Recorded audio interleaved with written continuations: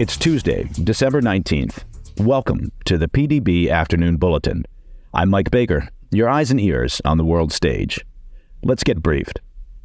The U.S. border crisis is spiraling further out of hand as a fresh migrant surge stretches federal resources to the breaking point. We'll look at the deteriorating situation and how border state governors are taking matters into their own hands. Also, in the wake of escalating attacks by Iranian-backed Houthi militants, the U.S. has announced the formation of a 10-nation coalition to patrol the Red Sea in an effort to bring stability to one of the world's most critical commercial routes. But first, our afternoon spotlight. We begin today on the U.S. border, where officials are grappling with another surge of migrant crossings in what has already been a record-breaking year. Officials with U.S. Customs and Border Protection announced Sunday that they had closed two international railway crossing bridges in Eagle Pass and El Paso along the Texas border with Mexico, after noting an increase in migrant smuggling by train.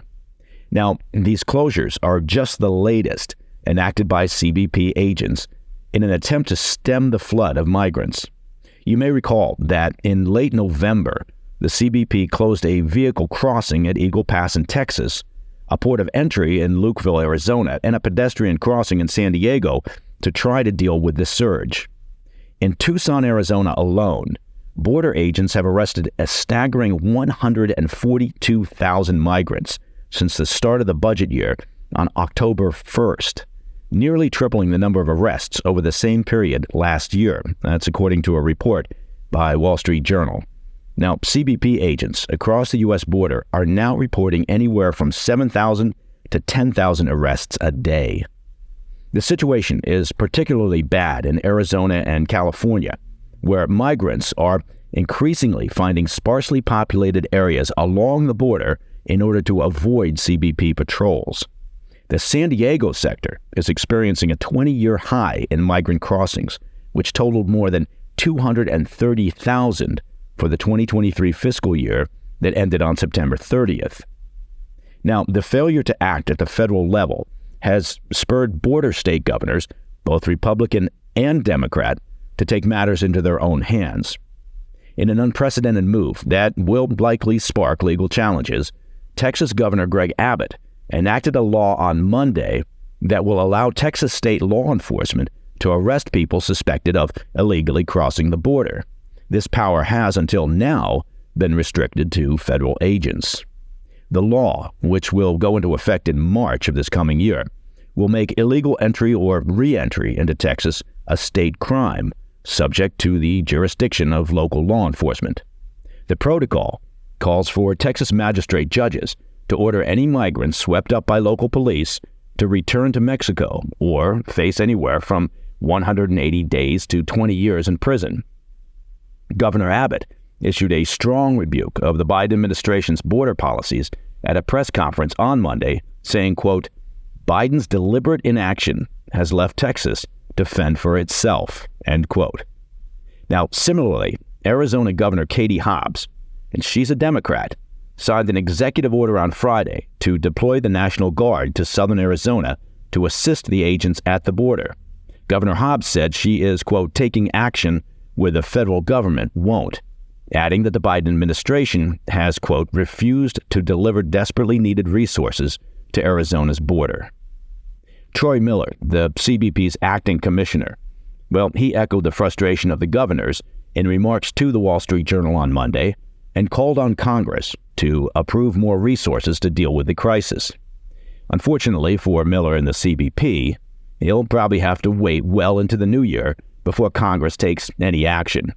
There were some hopes that Congress would pass at least some border reforms this week as part of a compromise between Democrats and Republicans regarding aid to Ukraine. There's a word you don't hear very often anymore in D.C., compromise. Now, Senate Majority Leader Chuck Schumer revealed on Monday, however, that no substantive progress has been made. Despite a weekend of intense negotiations, as they described them, he signaled that the talks would drag on into the new year. All told, some 2.4 million migrant apprehensions occurred along the U.S. border during the 2023 fiscal year, And yes, that's an all-time high. Now, as has been reported throughout the past many months, this is no longer just a border state problem. While Texas, Arizona, and California in particular continue to bear the brunt of the influx, cities across America, many of them led by Democrat mayors and city councils, are now seeing what it means to be a border state and to have to allocate massive resources to handle the vast numbers of persons claiming asylum or entering illegally. New York City, Chicago, and numerous other sanctuary cities around the country are now scrambling to find sufficient resources to house, feed, care for, and educate the tens of thousands being dispersed into the country once they cross the southern border. The reality is, the current numbers are unsustainable. Now, we've heard that from Democrat mayors who'd spent years self-righteously patting themselves on the back for declaring themselves sanctuary cities without having to actually provide sanctuary. Well, now that tens of thousands are taking them up on the offer, well, they're having to pay the bill, and they're realizing that their city budgets aren't up to the task.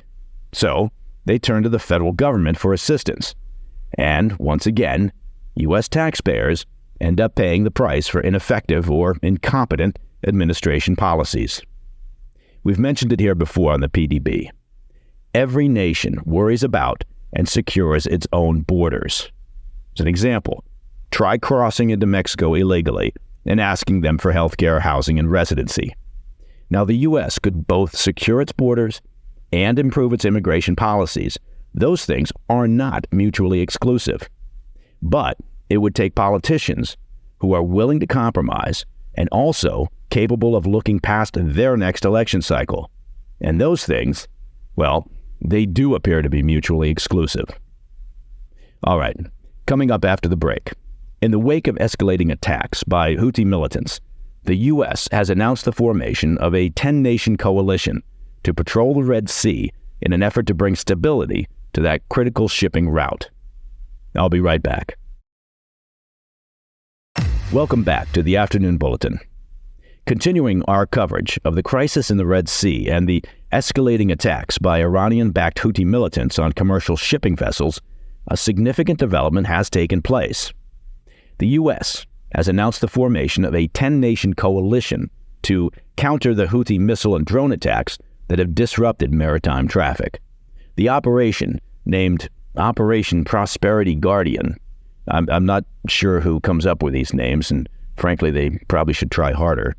It's a concerted effort to bring stability to one of the world's most critical commercial routes. The coalition includes the United Kingdom, Bahrain, Canada, France, Italy, the Netherlands, Norway, Seychelles, Spain, and the U.S. Now, each member of this coalition will contribute in distinct ways. For example, some countries will engage in joint patrols, while others will offer intelligence support, focusing on the Red Sea and the Gulf of Aden. Interestingly, several other nations have agreed to participate in Operation Prosperity Guardian, choosing, though, to remain anonymous in their involvement. This new initiative will bolster the efforts of an existing U.S. and Egyptian-led force already operating in the region. And in a separate move, the U.S. has urged the United Nations Security Council to act against these relentless attacks. And frankly, it's charming that the Biden administration thinks the UN Security Council is capable of any meaningful action. It's charming or delusional, whichever. In response to this development, the Houthi militants remain defiant. A senior Houthi official declared that their military operations would persist regardless of international pressures. Talking to X, a senior Houthi official wrote, quote, "Even if America succeeds in mobilizing the entire world, our military operations will not stop, no matter the sacrifices it costs us." He went on to warn of unprecedented military responses to any aggression. And the Houthi official added, "Hey, we don't make the rules. We'll stop when our Iranian puppet masters tell us to stop, and not a moment before." If you're keeping score at home, yes, I made up that last little quote. To date, the U.S. has not launched retaliatory strikes against the Houthi militants in Yemen, nor targeted their weapon stockpiles or missile batteries. This restraint comes amidst warnings from Iran's defense minister, who cautioned that any multinational task force in the Red Sea could encounter quote, extraordinary problems. Apparently, the Iranian regime has a short memory and doesn't recall that back in the 80s, when the same Iranian regime similarly attacked and disrupted shipping, primarily oil tankers, the U.S. destroyed nearly half of Iran's navy. In recent weeks, the frequency and intensity of Houthi attacks have escalated alarmingly. Militants have attacked or seized commercial ships 12 times in the last 4 weeks, currently holding 25 crew members of the ship Galaxy Leader hostage in Yemen. Now, Austin's announcement comes as major shipping lines and oil transporters continue to suspend shipping through the Red Sea until concerns over the Houthi attacks are addressed. And by Houthi attacks, I mean Iranian-directed Houthi attacks. As of right now, 11 companies have paused shipping via the Red Sea, including Denmark's Maersk, Germany's Hapag-Lloyd, and most recently, oil giant BP. And that, my friends, is the PDB Afternoon Bulletin for Tuesday, 19 December. If you have any questions or comments, please reach out to me at pdb@thefirsttv.com. I'm Mike Baker. I'll be back tomorrow. Until then, stay informed, stay safe, stay cool.